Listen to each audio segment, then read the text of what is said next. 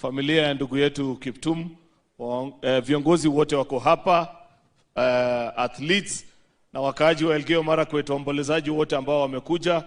Naomba niwasalimu wote. Bwana Yesu asifiwe.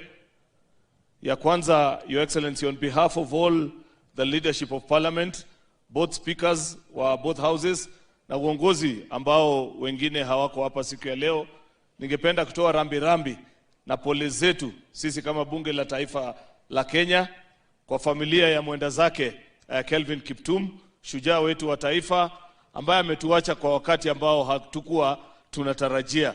Ya pili, Your Excellency, nitoe tu hakikisho kwamba ndugu zetu wale wa National Assembly wamemalizia ile sheria ya Gaming Control Bill na wameituma kwetu katika Senate. Ningependa tu kutoa hakikisho hapa mbele ya hawa wanariadha wengi ambao wako hapa kwamba kuna lessons tulijifunza kutoka kwa ile maneno ilifanyika kwa sports fund.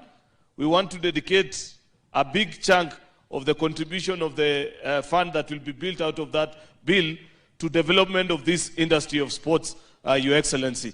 The truth of the matter, ukiangalia hawa vijana wengi ambao walisimama hapa, it tells you that there is an industry that has great potential ambaye as a country we haven't been able to fully tap into. Mimi najua these are things that are passionate to you. We have it in the Kenya Kwanza manifesto, and we shall be able to do all the promises that have been made today so that this industry excels and gives us great pride as a nation. Ya mwisho, Your Excellency, ni kutoa tu hakikisho.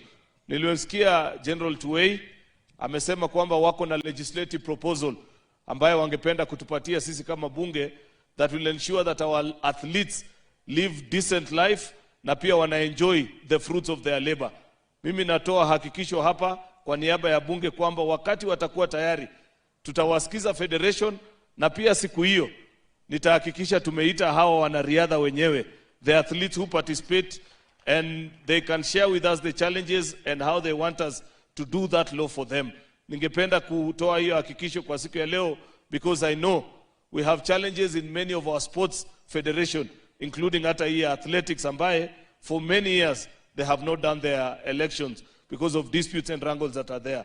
I want to plead and request the leadership of Athletics Kenya and all those people who wako kotini in honor of Kelvin Kiptum and all athletes that suffer because of challenges in our federation.